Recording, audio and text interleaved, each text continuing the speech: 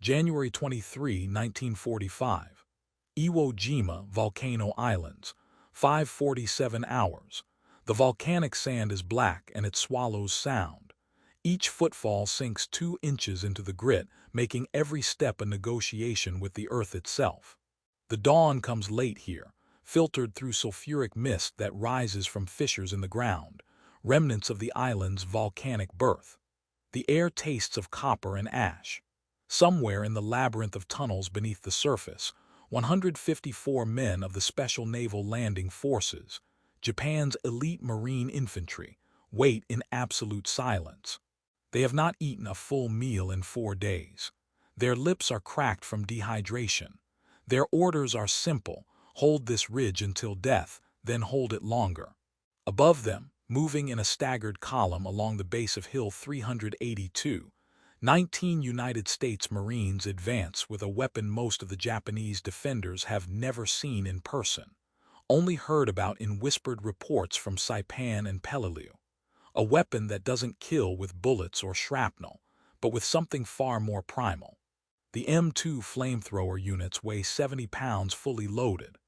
The men carrying them are called Flame Boys by their squad mates, though never to their faces. It's a name that carries both admiration and the superstitious distance soldiers keep from those marked by fire. Each tank contains 4 gallons of napalm-thickened gasoline. Each squeeze of the trigger releases a stream that can reach 40 meters. Each burst lasts between 6 and 8 seconds before the tanks run dry. The Japanese Marines in their tunnel mouths have positioned themselves with geometric precision. 3 interlocking fields of fire. 17 separate spider holes camouflaged with woven grass mats and volcanic rock.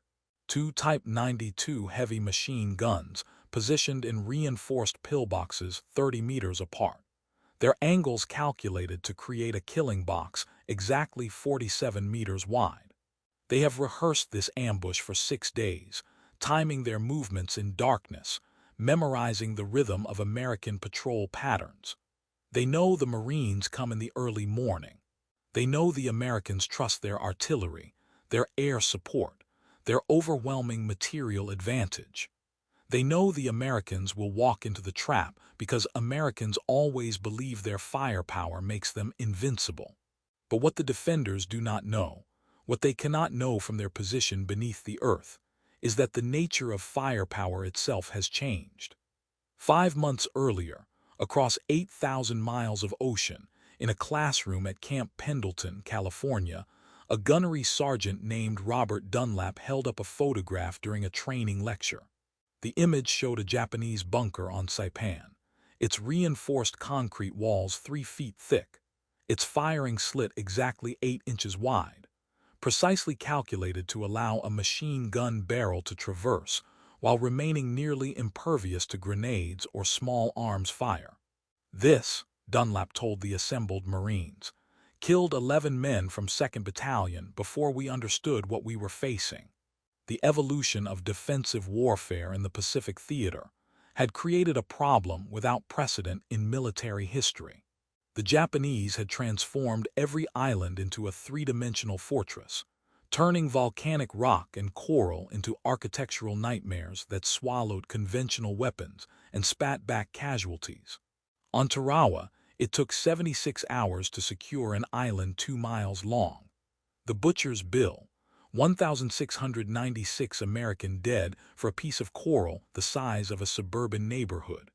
On Peleliu, a battle predicted to last 4 days consumed 2 months and produced 9,804 casualties. The mathematics of island warfare had become brutal and simple.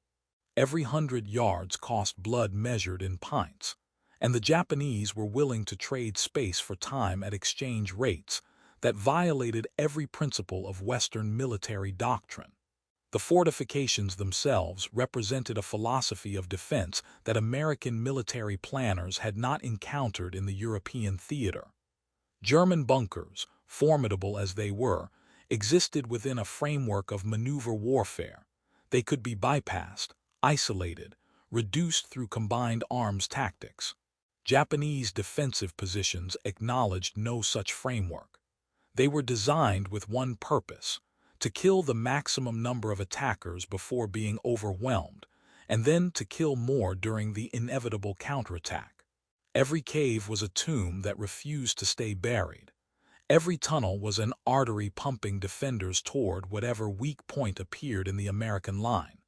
By late 1944, Marine Corps tactical doctrine had reached an inflection point. The traditional infantry assault, suppressive fire followed by advancing riflemen, was producing casualty rates that threatened the sustainability of island-hopping campaigns. At current attrition levels, the projected invasion of mainland Japan would require casualties exceeding 1 million American servicemen. Something had to change, and that something arrived in a weapon that military historians would later describe as the most psychologically devastating tool of the Pacific War. The flamethrower was not new. The Germans had used them in World War I, crude devices that often immolated their operators as readily as their targets. But the American M2 flamethrower, refined through successive iterations and deployed en masse in the Pacific, represented something different, a weapon that didn't merely kill, but transformed the fundamental geometry of combat. It made bunkers into ovens. It turned defensive advantages into death traps. It reached around corners, flowed into tunnels, consumed oxygen in underground warrens, and left defenders with a choice between burning and suffocating. Most significantly, it broke the mathematical equation that made Japanese defensive tactics viable. A bunker that could resist a dozen grenades, and weather sustained machine gun fire would surrender to a single sustained burst of napalm in seconds. The Japanese High Command had received reports of these weapons throughout 1944, but the descriptions seemed exaggerated, tainted by the propaganda both sides employed to maintain morale. How could a single soldier with a fuel tank destroy what artillery could not?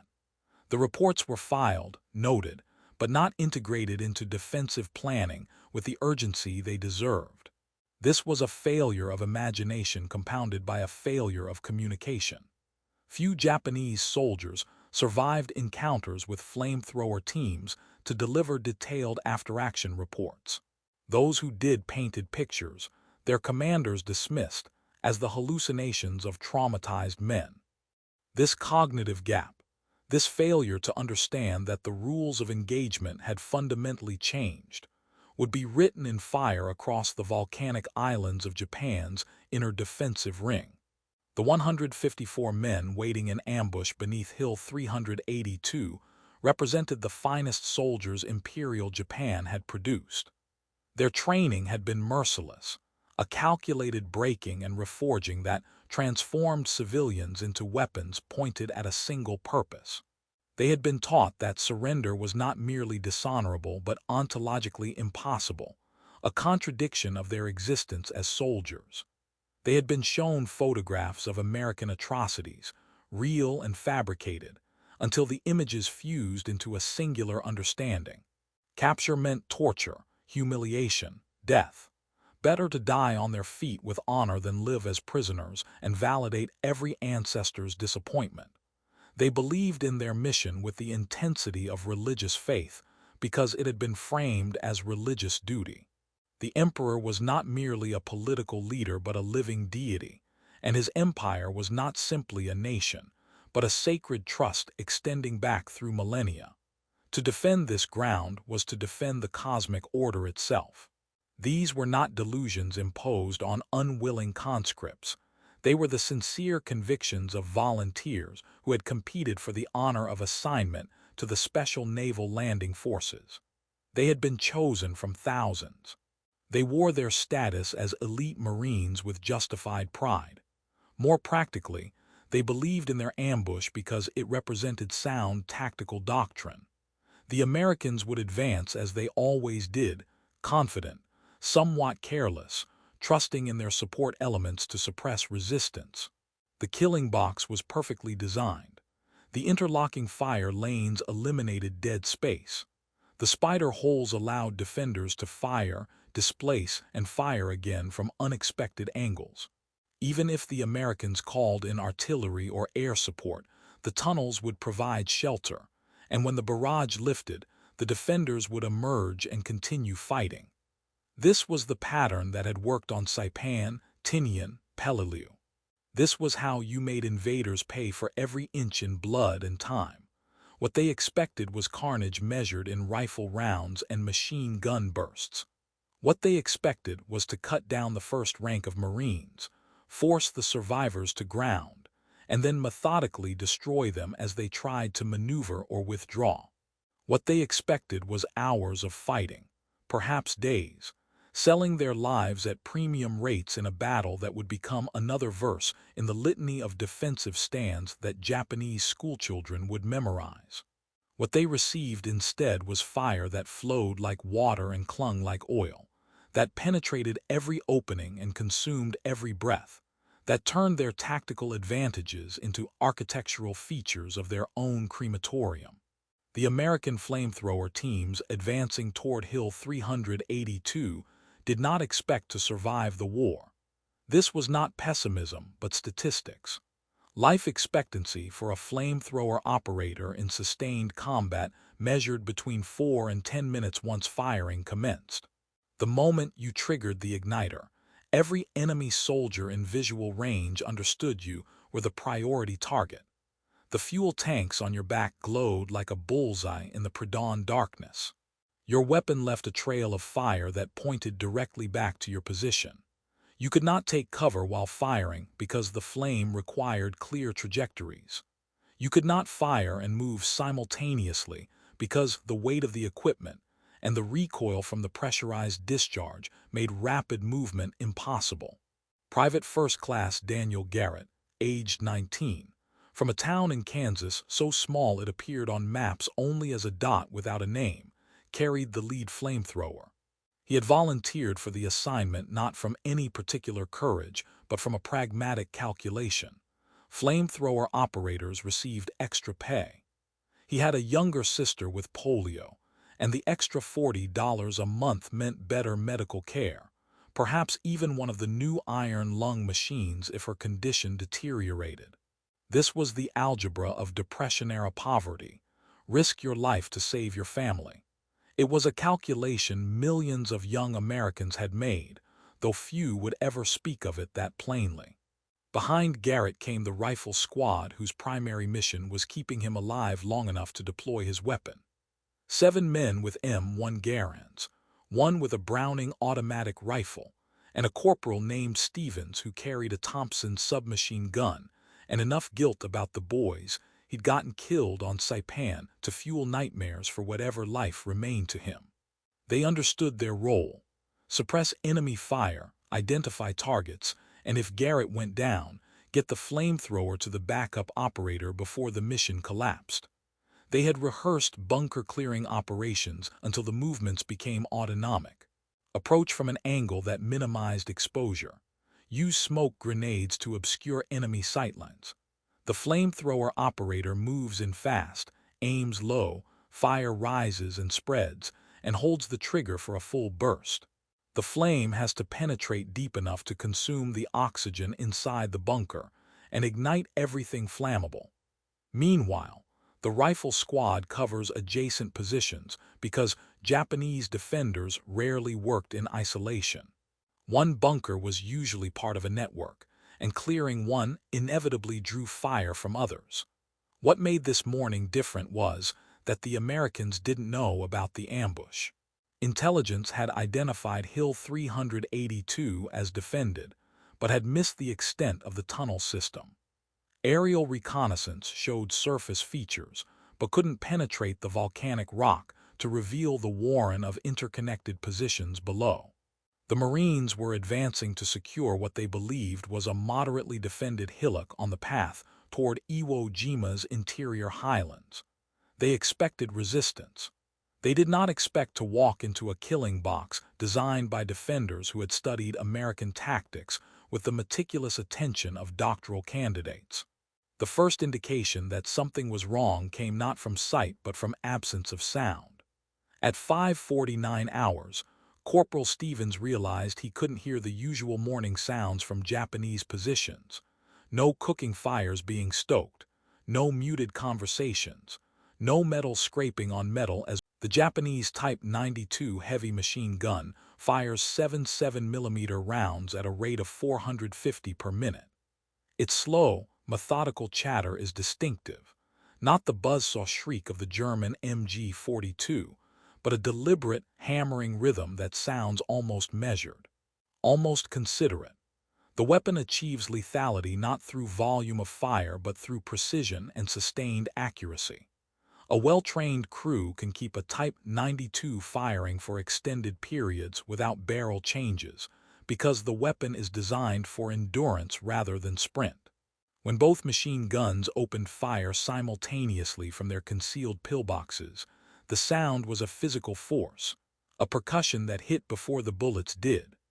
The first Marine in the column, a rifleman named Kowalski whose primary talent was an ability to brew acceptable coffee from questionable water, died before his brain could process what was happening. The round entered below his left eye and exited through the back of his skull, carrying with it the parts of him that remembered his mother's voice and his girlfriend's name, and the smell of Lake Michigan in summer. The second Marine dropped flat and survived, because the bullet that would have killed him struck the radio on his back instead. And the radio, built by Motorola workers in Chicago, who would never know their workmanship saved a life, absorbed the round's energy and stopped it from reaching flesh.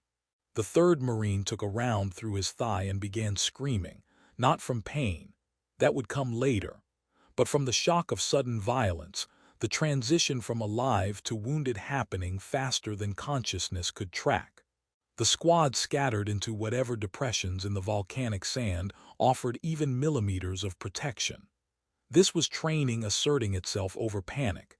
Get down, find cover, return fire, locate the threat. But the ambush had been designed with this response in mind.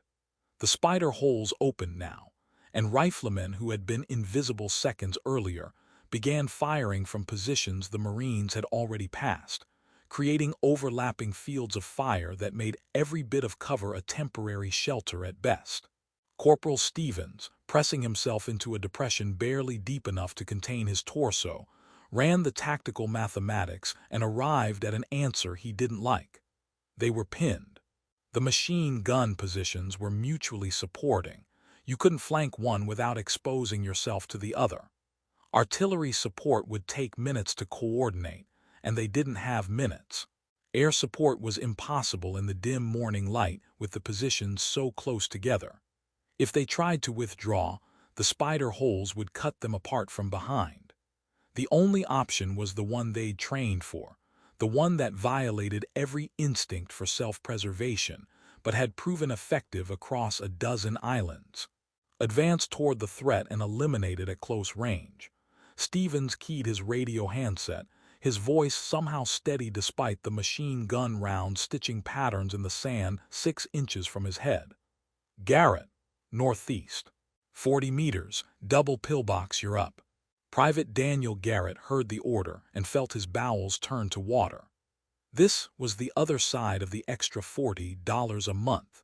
This moment when survival became someone else's problem, and your problem became generating enough fire to change the tactical equation before the enemy killed everyone you'd eaten breakfast with that morning. He glanced at the fuel gauge on his flamethrower. Full tanks. He had approximately 8 seconds of continuous fire, or 16 one-second bursts if he needed to engage multiple targets. The range was advertised as 40 meters, but that was optimistic. 35 meters was more realistic, and effectiveness decreased sharply beyond 30. The wind was almost non-existent, which was good. Crosswinds could push the flame stream off target or blow burning fuel back toward the operator. He checked the igniter, a small pilot light fed by a pressurized hydrogen cartridge. The flame was bright and steady. Everything was mechanically sound. The only question was whether he could cover 40 meters of open ground, while machine gun crews, specifically trained to kill priority targets, tried to turn him into a statistic. The decision, when it came, wasn't courage. It was something simpler and more animal, the recognition that staying in place meant watching his squad get killed one by one, and if that was going to happen anyway, he might as well try to make it mean something. He gathered his legs beneath him, offered a prayer to a god he half believed in, and exploded from his shallow cover.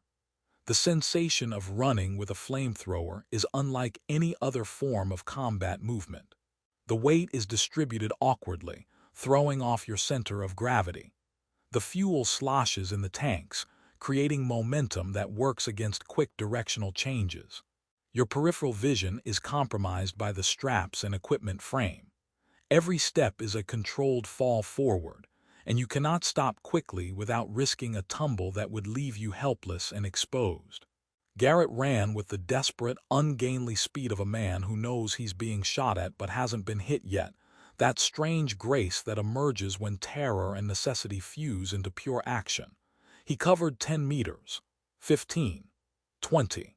Rounds snapped past his head, supersonic cracks that meant near misses. Something tugged at his left sleeve, a bullet passing so close it grabbed fabric without penetrating. 25 meters. The pillbox was resolving into detail now, the firing slit visible as a dark rectangle against gray concrete.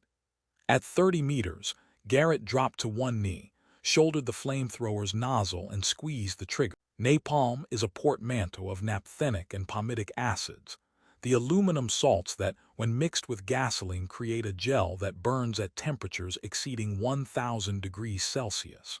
It adheres to surfaces and continues burning regardless of moisture or weather. It cannot be easily extinguished with water because the gel floats and continues combusting. It was developed at Harvard University, in laboratories where young chemists worked on the problem of making fire stick to things. And if any of them felt moral qualms about their work, those qualms did not make it into the declassified research notes. When Garrett's flamethrower discharged, the stream of ignited fuel traveled 30 meters in approximately 1 second.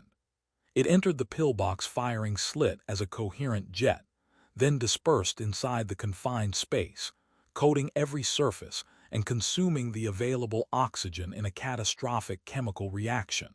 The two Japanese machine gunners inside had perhaps 1 second to understand what was happening before the air itself became flame. The human body contains enough moisture that it does not simply burn, it boils first. The temperature inside the pillbox exceeded the boiling point of water within seconds, and the moisture in human tissue began converting to steam, creating pressure that caused the bodies to rupture.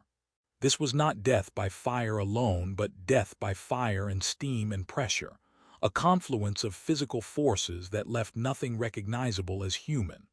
The screaming lasted 4 seconds. Then it stopped, not because the burning stopped, but because the structures that produce screams had been destroyed.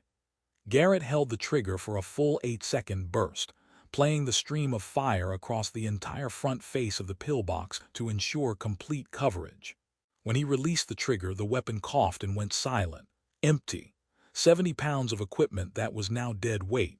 He dropped the flamethrower harness and grabbed his sidearm, a .45 caliber pistol that felt absurdly light after carrying the fuel tanks. The second pillbox was still firing, but now the rifle squad had a target. The bar gunner opened up with sustained fire, not trying to penetrate the concrete but to suppress the firing slit, make it impossible for the Japanese gunners to aim effectively. 2 Marines with satchel charges were already moving, using the distraction to close the distance. They reached the pillbox, placed the charges on either side of the firing slit, pulled the igniter cords and ran. The explosion was muffled by the concrete and earth, but the pressure wave still kicked up a cloud of volcanic dust. When it cleared, the firing slit was collapsed, and smoke was pouring from it, not the black smoke of burning gasoline but the gray smoke of electrical fires and burning insulation. Whatever was inside would not be emerging, but the spider holes were still active, and now the Japanese defenders understood they were fighting not a conventional patrol but a specialized bunker-clearing team. The tactics shifted. Instead of trying to pin the Americans down, the defenders began attempting to kill the flamethrower operators specifically. Concentrated rifle fire sought out anyone carrying the distinctive fuel tanks. The backup flamethrower operator, a private named Chen whose parents had immigrated from Guangdong, and who spoke English with an accent that had gotten him beat up twice in boot camp, took 3 rounds in the chest and died trying to protect his equipment with his body, the primal instinct of a man whose job had become his identity. Stevens coordinated the squad's response with hand signals and barked orders, directing fire toward each spider hole as it revealed itself. This was the grinding work of infantry combat, the slow reduction of defensive positions through applied violence and tactical patience. Grenades went into holes. Rifles suppressed anyone who tried to emerge. When a defender popped up to throw a grenade of his own, he was met with concentrated fire that ended his war in a burst of bullets and volcanic sand. The mathematics of the engagement favored the Americans now, not because of individual superiority, but because of the fundamental arithmetic of combined arms warfare. Each Marine could be supported by artillery, could call in airstrikes, could be evacuated if wounded and replaced from seemingly bottomless reserves. Each Japanese defender, by contrast, was functionally alone, part of a network that grew weaker with each position eliminated, fighting for an empire that could not reinforce or resupply him, committed to a battle that could only end one way. Inside the tunnel network beneath Hill 382, Lieutenant Hideki Tanaka listened to the sounds of his carefully planned ambush disintegrating, and understood that he had miscalculated catastrophically. The American flamethrowers had not been an intelligence report or a rumor. They were present, active, and systematically destroying positions that should have held for days. Tanaka was 31 years old, a career officer who had graduated from the Naval Academy at Edejima and served with distinction in China. He had studied American military doctrine, read translated field manuals, and believed he understood how the enemy thought. Americans preferred firepower to maneuver, technology to courage, overwhelming force to tactical elegance. They were predictable, almost mechanical in their approach to warfare. You could study their tactics like you would study a machine, learn its tolerances and exploit its limitations. But the flamethrowers represented something he had not accounted for. A weapon that eliminated the advantages of prepared defenses, that made tunnels into death traps rather than shelters. His tactical calculus had been based on the assumption that American infantry, even with artillery and air support, would need days to reduce fortified positions through conventional means. The flamethrowers compressed that timeline to seconds.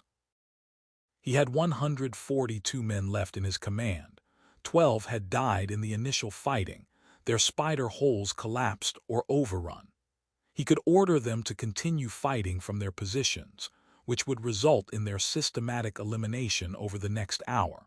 Or he could order a counterattack, concentrate his remaining forces for a banzai charge that might overwhelm the American squad through sheer numerical advantage and sacrifice. Neither option offered victory. Both offered only the manner of death.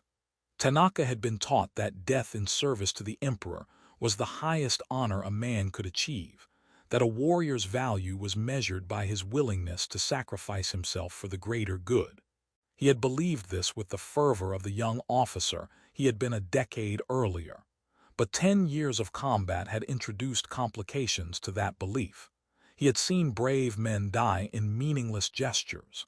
He had seen cowards survive through luck and go on to become competent leaders. He had seen the emperor's strategic decisions lead to disasters that sacrifice could not redeem. Most corrosively, he had begun to suspect that the war was lost, that Japan's material inferiority made defeat inevitable regardless of individual courage or tactical skill. This suspicion was treason, unthinkable, something he could barely admit to himself in the darkness of sleepless nights. But it was there, a weight behind his thoughts, and it made the prospect of ordering his men to die in a hopeless counterattack feel less like duty and more like murder. He picked up the field telephone that connected him to the other tunnel sections and issued orders. Not for a banzai charge, but for something more complicated, a fighting withdrawal. Pull back to the secondary defensive line. Force the Americans to come into the tunnels where flamethrowers would be less effective in the tight confines and complex geometry. Make them pay for every meter in the darkness where Japanese familiarity with the terrain would provide some advantage. It was a reasonable order. It was also the first time in his career that Lieutenant Hideki Tanaka had prioritized the survival of his men over the completion of his mission. Something had broken in him that morning, some internal certainty that had kept doubt at bay. He told himself it was tactical pragmatism. He knew, in the parts of himself he didn't examine closely, that it was something closer to despair. The fighting that followed was neither brief nor clean. The Marines cleared the surface positions over 3 hours of methodical violence. Each spider hole had to be located, suppressed, and neutralized. The Japanese defenders, following their orders to withdraw, fought delaying actions that killed 2 more Marines and wounded 7. It was expert defensive work. Inflict casualties, displace, inflict more casualties, displace again. Make the enemy earn every yard. But the presence of the flamethrowers had changed the fundamental equation. Positions that should have required grenades and satchel charges to clear could be neutralized with sustained bursts of flame. The volcanic rock itself, porous and dry, absorbed heat and remained dangerously hot long after the flames subsided, creating zones that were impassable without protective gear. The tunnel entrances, which should have been choke points where defenders could inflict devastating casualties on attackers, became hazards for the defenders themselves. Fire poured into a tunnel entrance would flow downward, following the path of least resistance, consuming oxygen in the confined space. By 900 hours, the surface positions on Hill 382 were secured. 15 Marines were dead or wounded. An estimated 65 Japanese defenders had been killed. The math was brutal but definitive. Even well-trained defenders in prepared positions could not sustain the casualty ratios needed to make island defense viable when facing weapons that negated their tactical advantages. Corporal Stevens, face blackened with soot and volcanic dust, looked at the destroyed pillboxes and made a decision that would haunt him for the rest of his life. The tunnels extended deeper into the hill, probably connecting to other defensive positions. Doctrine said to call in engineers with demolitions, seal the entrances, and move on. But doctrine was written by officers who didn't have to look at wounded men and calculate whether the aid station could keep them alive long enough to matter. He ordered flamethrowers brought up and positioned at the 2 largest tunnel entrances. Then he gave the command to fire sustained bursts directly into the darkness. The tunnel system beneath Hill 382 had been excavated over 3 months by labor crews working in shifts, using hand tools and occasional demolition charges to carve through volcanic rock. The network extended nearly 200 meters, with multiple chambers and connecting passages designed to allow defenders to move between positions without exposing themselves to surface fire. It represented thousands of hours of backbreaking labor and sophisticated engineering. It took approximately 40 seconds to transform it into a crematorium. Fire seeks oxygen. In a confined space, it will travel wherever air is available, flowing around corners, penetrating side passages, consuming everything flammable in its path. The temperature in the tunnels rose to levels where metal glowed and rock cracked from thermal stress. The human body becomes uninhabitable at temperatures far below what the tunnels reached. Lieutenant Tanaka, positioned in a chamber 70 meters from the nearest entrance, heard the roar of the flamethrowers and understood immediately what was happening. He shouted orders to evacuate toward the deeper tunnels, but the words died in the suddenly thin air. The flames were consuming the oxygen faster than human lungs could compensate. Men began gasping, then choking, then collapsing as their brains shut down from hypoxia. Some defenders near the entrances attempted to flee toward the surface, preferring to face bullets than burn alive. They emerged into American rifle fire and died in the morning sun, their bodies contorted from heat and oxygen deprivation. Others retreated deeper into the tunnel system, seeking air that wasn't there, running from flames they couldn't escape. The volcanic rock, excellent for defensive construction, became a heat conductor that made every surface a source of burns. Tanaka felt the air thin and understood he had perhaps 30 seconds of consciousness remaining. He could try to run, add his body to the pile of those who had died fleeing. Or he could remain here, in the chamber he had helped design, and let the fire come. It wasn't the death he had imagined. There was no honor in suffocating in darkness, but it was the death the war had allocated him. His last thought, before hypoxia closed his mind, was of his wife in Yokohama, and whether the letters he had written would reach her before the notification of his death, and whether it would matter to her which arrived first. Then the darkness came, and Lieutenant Hideki Tanaka joined the 11,000 Japanese soldiers who would die defending Iwo Jima, their bodies and their hopes consumed by a war that had moved beyond their ability to influence its outcome. The tunnel fires burned for 6 hours before exhausting their fuel sources. When engineers finally entered the network 2 days later, they found 127 bodies in various states of preservation, depending on their distance from the flame sources. Many were unidentifiable.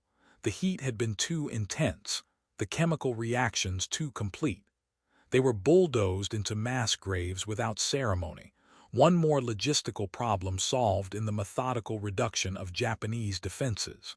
The battle for Hill 382 would continue for another 23 days, but the pattern established that morning repeated itself across the island. Japanese defenders would prepare elaborate positions based on sound, tactical principles and genuine courage. American forces would bring overwhelming firepower to bear, with flamethrowers serving as the primary bunker-clearing tool. The mathematics were inexorable. Each defensive position could kill some number of attackers, but it would fall, and the Americans would replace their casualties and continue advancing.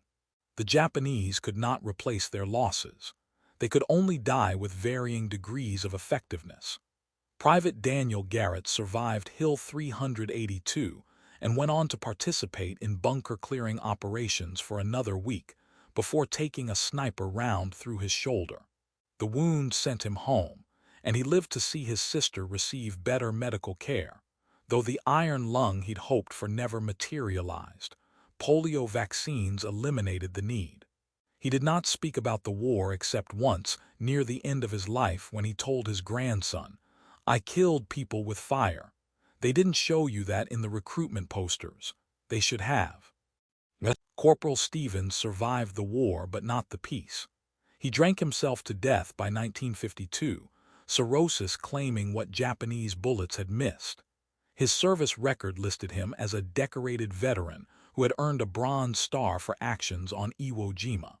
It did not mention the nightmares that made sleep impossible or the way he would flinch at the sound of someone lighting a match. The M2 flamethrower remained in service through the Korean War and into Vietnam before being phased out in favor of more precise weapons. Military historians would debate its effectiveness in terms of casualties inflicted versus American lives saved, arguments that reduced human immolation to data points in tactical analyses. What was not debatable was its psychological impact, both on those who faced it and those who wielded it. It was a weapon that violated taboos older than warfare itself, that killed in ways that felt fundamentally wrong even when tactically justified. There is a photograph from Iwo Jima, taken by a Marine Corps combat photographer on February 24, 1945. It shows a flamethrower operator silhouetted against the flames consuming a Japanese bunker, the fire so bright it overexposes the film and creates a halo effect around the soldier's outline. The image became iconic, reproduced in history books and documentaries, a symbol of American technological superiority and industrial might apply to the problem of war. What the photograph does not show is the smell.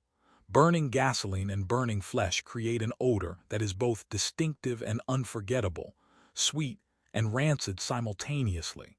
Something that settles into clothes and hair and seems to persist long after exposure ends. It does not. The Japanese defenders on Hill 382 prepared their ambush with skill, courage, and tactical sophistication. They understood the terrain, used it to maximum advantage, and created a defensive position that should have inflicted catastrophic casualties on any conventional infantry assault. They were brave men fighting for what they believed was a sacred cause, and their bravery was genuine even if their cause was bound to fail. But bravery and tactical skill existed within a larger context of material reality. The United States in 1945 possessed industrial capacity, so vast it could afford to develop specialized weapons for niche tactical problems. It could afford to train men in their use, deploy them in sufficient numbers to overwhelm defenses, and replace casualties from a population base that stretched across a continent. It could afford to fight a war of innovation, constantly developing new technologies and tactics to counter enemy adaptations. Japan could afford courage. It could afford tactical sophistication. It could afford the willingness of men to die for their emperor and their homeland. What it could not afford was the mathematics of industrial warfare, the cold calculus that made every battle a race between Japanese willingness to sacrifice and American ability to replace casualties and maintain momentum. The flamethrower teams on Hill 382 represented that mathematical reality made manifest. They were not better soldiers than the Japanese Marines. Individual comparisons of courage or skill were meaningless. They were components of a system that had solved the tactical problem of island defense through technological innovation and resource expenditure. The ambush failed not because it was poorly conceived, but because it was conceived to counter tactics that American forces had already moved beyond. There is a tendency in historical analysis to focus on dramatic reversals, on moments when genius or luck changed the trajectory of events. The reality of industrial warfare is usually less dramatic and more inexorable. The Japanese defenders on Hill 382 could have fought with superhuman courage and tactical perfection. And they would still have lost because they were fighting not against individual Americans, but against an industrial system that could manufacture napalm faster than they could dig tunnels, that could train flamethrower operators faster than they could prepare defensive positions, that could sustain casualties indefinitely while Japanese forces withered with each engagement. This is the larger truth that Hill 382 represented. Wars between industrial powers are won in factories and training camps as much as on battlefields. The moment of combat, dramatic as it is, often simply reveals a verdict already rendered by differences in production capacity, technological innovation, and resource availability. The Japanese Marines waiting in ambush were brave and skilled and doomed, not by any failure of individual quality, but by systemic inadequacies they could not remedy through individual excellence. The flamethrowers that ended their ambush in seconds were not merely weapons, but manifestations of American industrial philosophy. Identify a problem, engineer a solution, manufacture it at scale, deploy it systematically. It was warfare as engineering project, combat as applied logistics. It lacked the aesthetic appeal of warrior codes and heroic last stands, but it was effective in ways that courage alone could not match. In the volcanic sand of Iwo Jima, blackened by fire and soaked with fuel residue, there remained after the battle a smell that persisted for weeks. Veterans who passed through the area reported it, a chemical odor mixed with something organic, something that reminded them of burning meat but wasn't quite that, something that made them hurry through without pausing.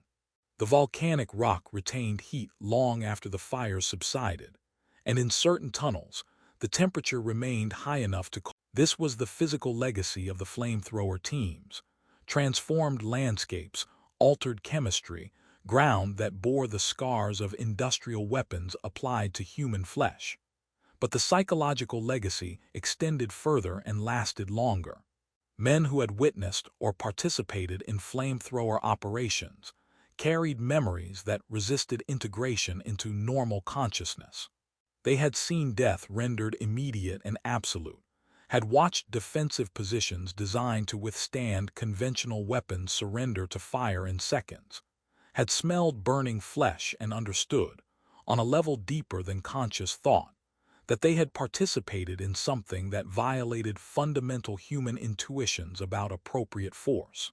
The Japanese commanders who survived Iwo Jima, a tiny minority, fewer than 3% of the garrison, carried their own psychological burden. They had committed their men to defensive tactics based on principles of courage and tactical sophistication, principles that had proven inadequate against weapons that changed the fundamental rules of engagement. Some wrestled with guilt over survival when so many had died. Others wrestled with anger at a high command that had sent them to defend an island with inadequate resources and no prospect of reinforcement.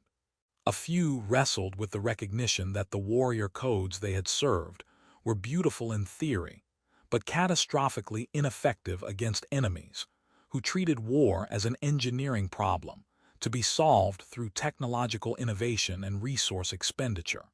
The final American casualty count for Iwo Jima exceeded 26,000, including nearly 7,000 dead.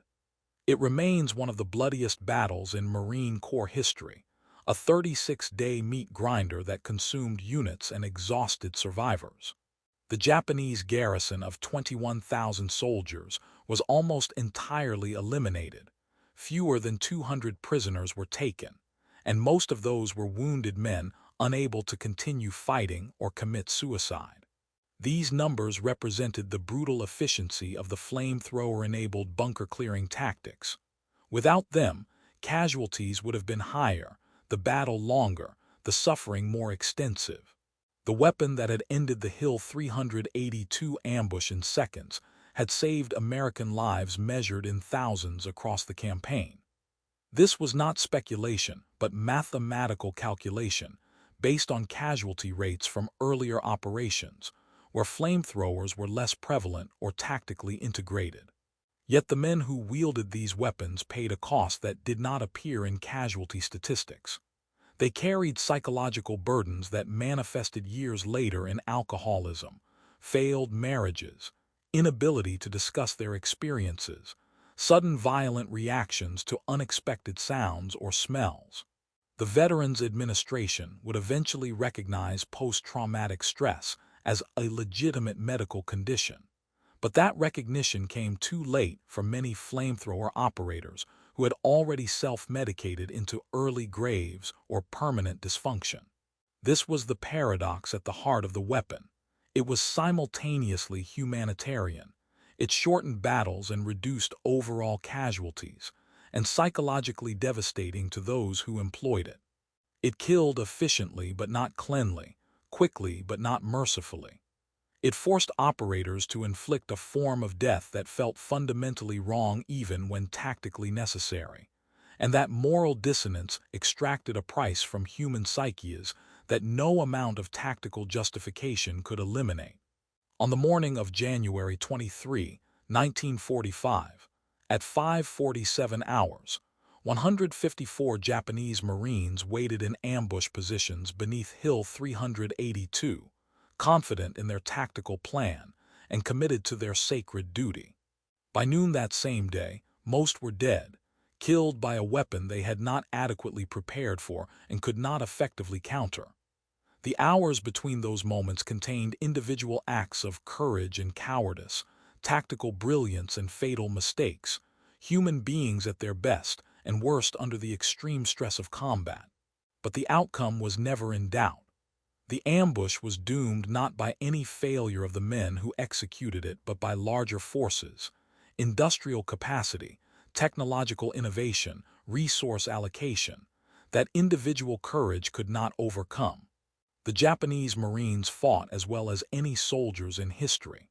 They died because they were fighting for an empire that could not match its enemies. Ability to turn industrial capacity into military advantage, that confused courage with capability and sacrifice with strategy. The American Marines who killed them and survived did not feel triumphant. They felt tired, grief-stricken for lost comrades, and burdened by memories of what they had done and seen. The flamethrowers had given them tactical victory at the cost of psychological wounds that would never fully heal. They had learned that there are forms of survival that feel like defeat, that you can win every engagement and still lose parts of yourself that cannot be recovered. In the end, what happened on Hill 382 was what happened across the Pacific War. A confrontation between industrial systems that happened to involve human beings. A contest of manufacturing capacity and technological innovation that played out through the medium of soldiers who bled and died and killed. The courage of the Japanese defenders and the determination of the American attackers were real and significant to the men involved, but they were ultimately secondary to larger systemic factors that predetermined the outcome. The flamethrower teams that ended the ambush in seconds were not heroes or villains. They were functionaries of an industrial warfare system that had identified a tactical problem and engineered a solution. That the solution involved burning human beings alive was regrettable, but, within the logic of industrial warfare, merely a technical detail. Wars between industrial powers are won by those who can produce, innovate, and deploy weapons more effectively than their enemies. Individual battles are simply data points that reveal which system is more efficient at translating industrial capacity into combat power. The black volcanic sand of Hill 382 absorbed the blood and ashes of that morning's fighting and retained no memory of the men who died there. The tunnels were sealed, the bodies buried or burned. The tactical lessons documented in after-action reports that informed training for subsequent operations. Within weeks, new units were training with flamethrowers, incorporating the lessons of Iwo Jima into doctrine that would guide operations during the planned invasion of mainland Japan. An invasion that never occurred because another weapon, born from the same industrial technological system that produced the flamethrower, rendered the invasion unnecessary. The atomic bomb dropped on Hiroshima and Nagasaki killed more people in seconds than flamethrowers killed in months of Pacific fighting, but it operated on the same fundamental principle. Apply overwhelming technological force to eliminate enemy resistance faster than conventional weapons allow.